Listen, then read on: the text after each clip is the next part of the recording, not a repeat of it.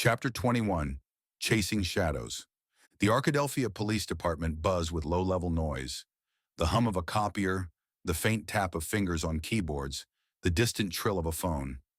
Detective Simmons sat alone in his office, lit only by the pale glow of his monitor. On the screen, grainy footage from Billy Bob's country music venue.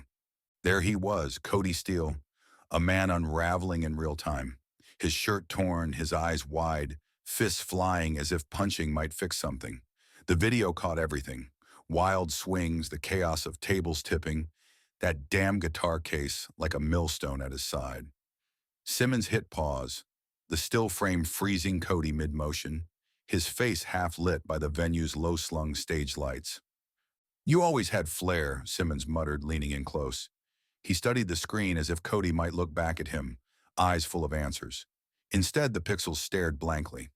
The desk phone shattered the quiet. Simmons didn't flinch. He grabbed the receiver, his gaze still locked on Cody's distorted face. "Simmons," he said, voice clipped. On the other end, the Dallas PD, a follow-up call.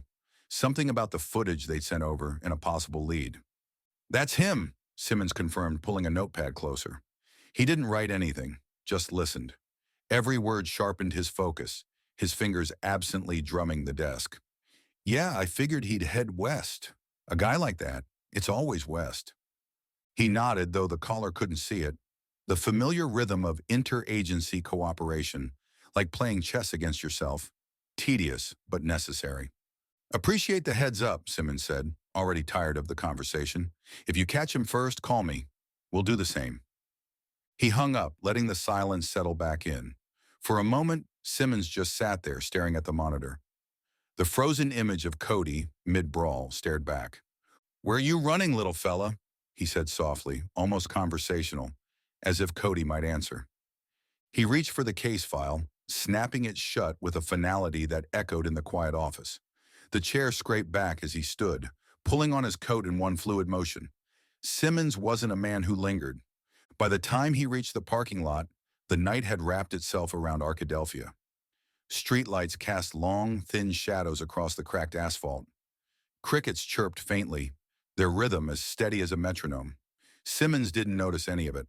His focus was the unmarked car waiting for him under a flickering lamp. He slid into the driver's seat, tossing the case file onto the passenger side. The engine growled to life, low and steady, matching his mood. He gripped the wheel tight enough to whiten his knuckles, staring at the empty road ahead like it owed him something. "You're running out of road, Steele," Simmons murmured, his voice low but deliberate, "and I'm running out of patience." The car eased into motion, headlights slicing through the dark as Simmons disappeared into the night, chasing a man who had nothing left to lose and nowhere left to hide.